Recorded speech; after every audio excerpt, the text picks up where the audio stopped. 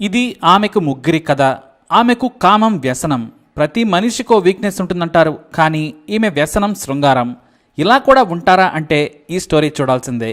ఉండేది స్లంలో, చేసేది కూలి పని. కానీ ఆమె అందం రవిశంకర్ గీసిన చిత్రంలా ఉంటుంది. చెమట కారుస్తూ కూలి పని చేస్తున్న ఆమె రూపం దివ్యంగా ఉంటుంది. మట్టిలో అప్సరస అని సింపుల్గా చెప్పొచ్చు. అందం కారణంగానో లేదంటే తనకు తాను అతిలోక సుందరి అనుకుంటుందో కానీ ఆమెకు నచ్చితే చాలు కళ్లతోనే మగాళ్లను పడేస్తుంది. అంత అందగత్తె ఎవరనుకుంటున్నారా? భువనేశ్వర్లోని పూలేశ్వరి స్లంలో ఉండే పుష్పలత రౌల్. ఈమె చర్మం రంగు మెరిసే బంగారమేమీ కాదు, కానీ సముద్ర తీరంలో మెరిసే తెల్లటి ఇసుక మధ్య ఉండే చామనచాయ రంగు గులకరాయిలా ఉంటుంది పుష్పలత. ఈమె తల్లి చిన్నప్పుడే చనిపోయింది. దీంతో ఆమెకు తల్లి తండ్రి అన్నీ కూడా మీనాటి పాత్రే అయ్యాడు. మీనాటి పాత్ర కూతురును బంగారంలా పెంచుకున్నాడు. ఆమె అందం చూసి మోజపడి ప్రేమించి దగ్గరి బంధువైన సరాత్ రౌల్ రూపాయి కట్నం కూడా తీసుకోకుండా పెళ్లి చేసుకున్నాడు. తానే అన్ని ఖర్చులు పెట్టి పెళ్లి చేసుకున్నాడు. పెళ్లికి ముందు తండ్రి అంటే భయం, ప్రేమతో పాటు గౌరవం కారణంగా ఎలాంటి ప్రేమ వ్యవహారాలు కూడా నడపలేదు. ఆమె తండ్రి గీసిన గీతను దాటలేదు. మురికి వాడలో ఉంటున్న ప్రవర్తనలో పుష్పలత నిజంగానే మచ్చలేని మణిపూస. 16 ఏళ్లకే పెళ్లి చేసుకున్న పుష్పలతకు మొదటిసారి శృంగారంలో ఉన్న మజా తెలిసింది. ఆ తర్వాత దానికి బానిసైపోయింది. అయితే 20 ఏళ్ల వయసులోనే ఉన్న ఆమె భర్త సరాత్ కూడా ఆమెకు కావలసినంత సుఖాన్ని ఇచ్చాడు. కానీ ఆమె ఆకలి సరాత్ ఎప్పటికీ తీర్చలేనిది. బతకడానికి పని చేయాలి కాబట్టి ఆమె పనిలో పడి తన కోరికలను మరిచిపోయేది. రాత్రైతే మాత్రం ఈ మోడర్న్ క్లియోపాత్ర తోడు కోరుకునేది. ఆమెను పిచ్చిగా ప్రేమించిన సరాత్ సుఖపెట్టాడు. కాకపోతే బెడ్పై ఆమె వింత ప్రవర్తన చూసి చిరాకు పడేవాడు. ఎవరికైనా కొంత లిమిట్ ఉంటుంది. పుష్పలత మాత్రం తనకు తానుగా విరహంతో రగిలిపోయేది. అదే సమయంలో సరాత్ బయటకు చెప్పుకోలేని భార్య ప్రవర్తనతో రగిలిపోయేవాడు. ఆమె మీద చివరకు అతనికి చిరాకు కలిగింది. దీంతో సీరియస్ వార్నింగ్ ఇచ్చి పద్ధతిగా ఉండమని చెప్పడం మొదలుపెట్టాడు. పెళ్ళై 4 ఏళ్లైనా సంతానం మాత్రం కలగలేదు. ఓవైపు సరాత్ ప్రాణంగా ప్రేమించిన ఇంటి పక్కనే ఉండే మరో యువకుడైన సంజయ్ను తన చూపులతో పడగొట్టింది. మంచి చీర, నగలు పుష్పలతకు పెట్టాలి, కానీ ఆమె చిత్రం గీయడానికి రవివర్మ మళ్లీ పుట్టాల్సిందే. ఆమె అందానికి కాదు, చూపులకే ఏ మగాడైనా ఫ్లాట్ కావాల్సిందే. అలాంటిది కన్స్ట్రక్షన్ కంపెనీలో పనిచేసే సంజయ్ను మోహించింది. తండ్రి భర్త ఉండగానే అతని గదిలోకి ఏదో వంకతో వెళ్లేది పుష్పలత. దీంతో చిరాకు పడి పరువు పోగొట్టుకోవడం కంటే వెళ్లిపోవడం మంచిదని సరాత్ చెప్పా పెట్టకుండా వెళ్లిపోయాడు. 6 నెలలైనా అతని జాడలేదు. అతని తల్లిదండ్రులను సంప్రదిస్తే నీ కూతురు మదపిచ్చి తగ్గించుకోమని సలహా ఇచ్చారట. దీంతో పుష్పలత తండ్రి మీనాటి పాత్ర తలదించుకోవాల్సిన పరిస్థితులు ఏర్పడ్డాయి.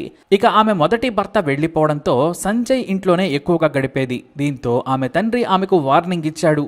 ఇలాంటి ప్రవర్తన తనకు నచ్చదని చెప్పాడు. ఆ మాట అన్న మరునాడే సంజయ్తో కలిసి లేచిపోయింది.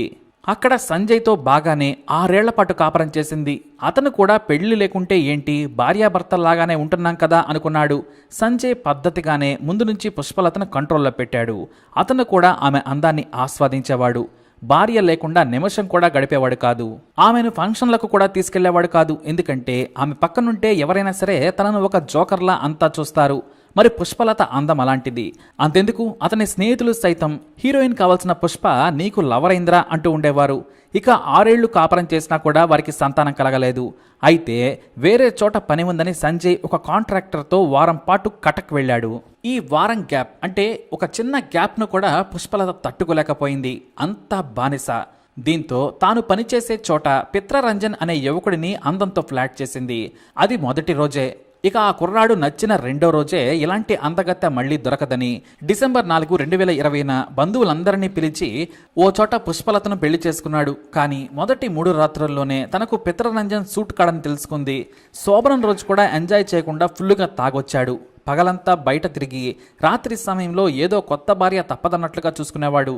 దీంతో 4 రోజులు 3 రాత్రులు గడిపి మళ్లీ సంజయ్ ఇంటికి వచ్చింది. కానీ ఈలోపే సంజయ్ ఊరి నుంచి వచ్చేశాడు. కొత్త చీరలు, కొత్త నగలు చూసి పుష్పలతను నిలదీశాడు. చేసేదేమీ లేక తాను పిత్రరంజన్ను పెళ్లి చేసుకున్నానని చెప్పింది. ఆ కుర్రాడు సంజయ్ కిందే పనిచేస్తాడు. మరి శోభనం అయిపోగానే వచ్చేసావా అని బూతులు తిట్టడం మొదలుపెట్టాడు సంజయ్. దానికి మరి నువ్వు పెళ్లి చేసుకోకుండా నీతోనే జీవితాంతం ఎలా ఉంటానని ప్రశ్నించింది. పెళ్లి మాత్రమే చేసుకోలేదు, నీకు ఏనాడైనా ద్రోహం చేశానా? కూలి పనులు కూడా మానిపించి సుఖపెడుతున్నాను. ఇంతకంటే ఏం చేయాలి? మనం సొంత ఇల్లు కట్టుకున్నాక మా ఊరు తీసుకెళ్తాను కదా అన్నాడు. ఆమె తప్పైంది అని చాలా సింపుల్గా సంజయ్కు చెప్పింది. కానీ సంజయ్ ఆమె మీద విరక్తి చెందాడు. పని మీద ఊరెళ్తే మరొకడిని పెళ్లి చేసుకుని 3 రాత్రులు గడిపి రావడం అనే ఆలోచనే తట్టుకోలేకపోయాడు. డిసెంబర్ 29, 2020న మద్యం తాగిన మైకంలో పుష్పలతతో గొడవ పెట్టుకున్నాడు. ఆ సమయంలోనే తాను ప్రాణంగా ప్రేమించినా మోసం చేస్తావా, నీకు మనసెలా వచ్చిందని పుష్పలత గొంతు నులిమి చంపేశాడు సంజయ్. ఆ తర్వాత రాత్రి 1 గంట సమయంలో తన స్నేహితుడు శ్రీకాంత్ దాస్ అలియాస్ చెంగుని పిలిచాడు. విషయం చెప్పి బోరుమన్నాడు. శవాన్ని మాయం చేసేందుకు సాయం చేయాలని చెంగు చేతులు పట్టుకుని ఏడ్చాడు సంజయ్. తనకు పుష్పలతను చంపాలని లేదు, కానీ ఆమె కామపిచ్చి శృంగారం కోసం ఎంతకైనా తెగిస్తుంది. నాకు తెలిసే ఇలా వెళ్ళిందంటే తెలియకుండా ఎంతమందితో తిరుగుతుందోనని అనుమానం వ్యక్తం చేశాడు. ఇక చెంగు చిన్నప్పటి నుంచి కలిసి తిరిగిన స్నేహంతో తన బాస్ బొలెరో వాహనాన్ని తీసుకొస్తానని చెప్పాడు. ఈలోపు శవం మీద ఫింగర్ ప్రింట్స్ లేకుండా పారేసేందుకు హ్యాండ్ గ్లౌస్తో పాటు సర్జికల్ కత్తులను కొనుక్కొని రావాలని కూడా చెప్పాడు. చీకట్లోనే హ్యాండ్ గ్లౌస్ దొరికాయి, కానీ పదునైన కత్తులు దొరకలేదు. దీంతో ఇంట్లో ఉన్న చికెన్ను కట్ చేసే పదునైన కత్తిని షార్ప్గా చేశాడు సంజయ్. ఆ కత్తితో మొండాన్ని తలను వేరు చేశాడు. ఆ తర్వాత ఎవరూ చూడని సమయంలో వేగంగా పుష్పలత బాడీని బొలెరో వాహనంలో వేసుకొని అంధారో హైవే పక్కన పొదల్లో పడేశారు. వేరు చేసిన తలను మరో సంచిలో వేసుకుని దగ్గరలోని అడవిలో పడేసి వచ్చారు. ఆ తర్వాత దారిలో మద్యం కొనుక్కొని దాబాలో ఫుల్లుగా తాగి తిని అదే వాహనంలో తెల్లారే వరకు పడుకున్నారు. ఉదయం భువనేశ్వర్ వచ్చి వాహనాన్ని చెంగు బాస్ ఇంట్లో పెట్టి తమ స్వగ్రామానికి పారిపోయారు. ఇక అదే రోజు ఉదయం ఒక పశువుల కాపరి తలలేని బాడీని చూసి భయపడి పోలీసులకు ఫిర్యాదు చేశాడు. దీంతో సిటీ క్రైమ్ బ్రాంచ్ను హ్యాండిల్ చేయాలని డీజీపీ ఆదేశించారు. తలలేని మొండెం ఎవరిదో గుర్తించడం పోలీసుల వల్ల కాలేదు. దీంతో ఏం చేయాలో వారికి తెలియలేదు. ఢిల్లీ ఎయిమ్స్కు పంపి DNA పరీక్షలు చేయించారు. ఒక్క మిస్సింగ్ రిపోర్ట్ కూడా పోలీసులకు రాలేదు. పాత కేసులతో పోల్చడానికి ఛాన్సే లేదు. కొత్తగా బాడీ, అది కూడా హత్య చేసి 24 గంటలు కూడా కాలేదని పోస్ట్ మార్టంలో తేలింది. రాష్ట్రం మొత్తం మీద మిస్సింగ్ కేసులు చూసినా ఫలితం లేకుండా పోయింది. అన్ని మీడియాల్లో ఈ వార్త వచ్చినా ఎవ్వరూ పట్టించుకోలేదు. సరిగ్గా పుష్పలత చనిపోయిన 14వ రోజు ఆమెకు ఫోన్ చేశాడు తండ్రి మీనాటి పాత్ర. స్విచ్ ఆఫ్ అని రావడంతో సంజయ్కు కాల్ చేశాడు. ఆమె నా దగ్గరకు రాలేదు, పిత్రరంజన్ అనే వ్యక్తిని పెళ్లి చేసుకుని వెళ్ళిపోయిందని చెప్పాడు. తన కూతురు కోసం మీనాటి పాత్ర వెతుకుతుండగానే ఆమె కొత్త భర్త పుష్పలతను నాతో పంపండి మావయ్య అంటూ పిత్రరంజన్ అతని కాళ్ల మీద పడ్డాడు. అసలు ఈ పిత్రరంజన్తో పుష్పలత పెళ్లి జరిగిన విషయం కూడా అతనికి తెలియదు. పుష్పలత నా దగ్గర లేదు, మీ ఇంట్లో ఉందని సంజయ్ చెప్పాడని మీనాటి పాత్ర అన్నాడు. అతనెవరు అని పిత్రరంజన్ అడగడంతో అతను పుష్పలత రెండో భర్త అని చెప్పాడు. దీంతో పిత్రరంజన్కు ఫ్యూజులు ఎగిరిపోయాయి. నాతో పెళ్లి కాలేదని, ఇదే మొదటి పెళ్లి అని చెప్పి పుష్పలత నన్ను పెళ్లి చేసుకుందని పిత్రరంజన్ ఆమె తండ్రిపై సీరియస్ అయ్యాడు. ఆ తర్వాత పోలీసులకు కంప్లైంట్ చేద్దాం పదా అన్నాడు. నేను రానని పుష్పలత తండ్రి చెప్పాడు. నువ్వు రాకుంటే ఆమె కనిపించడం లేదని నన్ను అనుమానిస్తారు, నువ్వు రావాలని పిత్రరంజన్ ఒత్తిడి చేయడంతో ఇద్దరూ కూడా పోలీసులకు ఫిర్యాదు చేశారు. తమ కూతురు కనిపించడం లేదని ఫోటో ఇచ్చి భువనేశ్వర్లోని కాందగిరి పోలీసులకు ఫిర్యాదు చేశాడు పుష్పలత తండ్రి. ఆ ఫోటోను చూడగానే క్రైమ్ బ్రాంచ్ పోలీసులకు సమాచారం ఇచ్చారు. వాళ్ళు ప్రభుత్వ ఆసుపత్రిలో మార్చరీలో ఉన్న తలలేని మొండాన్ని చూపించి గుర్తుపట్టాలని కోరగా తన కూతురిదేనని చెప్పి విలపించాడు పుష్పలత తండ్రి. తనకున్న గుర్తులతో అతను సరిపోలి చూశాడు. ఆ బాడీ ఆమెదే. ఇక మీకు ఎవరి మీద అనుమానం ఉంది అంటే తమకు సంజయ్ మీద అనుమానం ఉంది అని అతను చెప్పడం జరిగింది. దీంతో ప్రత్యేక బృందాలు సంజయ్ కోసం గాలింపు చేపట్టారు.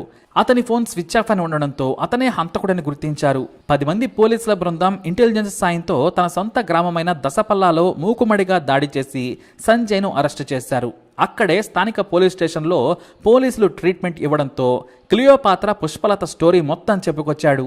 నేను ప్రేమించినా నన్ను మోసం చేసింది, ఆమెకు శృంగార పిచ్చి, అయినా నాకు అదే నచ్చింది. అందం తెలివి ఉన్న నిలకడ సహనం లేదు, కోరికలను అణుచుకోవడం ఆమె వల్ల కాదు. అయినా నేను ఆమె అందానికి మంచితనానికి మురిసిపోయి తనతోనే ఉన్నాను. కానీ నా ప్రేమను మోసం చేసిందని కోపంలో చంపేశానని చెప్పాడు. ఇక అడవిలో తలను విసిరేశానని లొకేషన్కు తీసుకెళ్లినా అది దొరకలేదు. క్రూర మృగాలు ఎత్తుకెళ్లి ఉంటాయని పోలీసులు భావించారు. మొదట తన స్నేహితుడు చెంగును కేసులో ఇరకుంచొద్దని భావించాడు సంజయ్. అతన్ని జైలు పాలు చేయకూడదని అబద్ధమాడినా శవాన్ని ఎలా తరలించావో చెప్పాలని పోలీసులు కొట్టడంతో నిజం చెప్పాడు. అయితే బొలెరో వాహనం శుభ్రంగా కడగడంతో ఆధారాలన్నీ దాదాపుగా మాయమయ్యాయి. అయితే గ్లౌస్తో పాటు కత్తిని కూడా స్వాధీనం చేసుకున్నారు పోలీసులు. బొలెరో వాహనంలో తలను తరలించే సమయంలో పుష్పలత రక్తపు మరకలు సీటు కింద దొరికాయి. క్లీన్ చేసినా అవి పూర్తిగా పోలేదు. వాటి నుంచి ఆధారాలు సేకరించి నిందితులను జైలుకు తరలించారు పోలీసులు. అయితే పుష్పలత అంత్యక్రియలకు మొదటి భర్త శరత్, కొత్త భర్త పిత్రరంజన్ కూడా హాజరవడం విశేషం. అలా ఈ శృంగార దేవత కథ విషాదంగా ముగిసింది. మరి ఈ మోడర్ క్లియోపాత్రపై మీ అభిప్రాయాన్ని కమెంట్ ద్వారా తెలియజేయండి. అలాగే ఇలాంటి ఇన్ఫర్మేషన్స్ కోసం ఈ వీడియోని లైక్ చేయండి, షేర్ చేయండి, మా ఛానల్ని సబ్స్క్రైబ్ చేసుకోండి.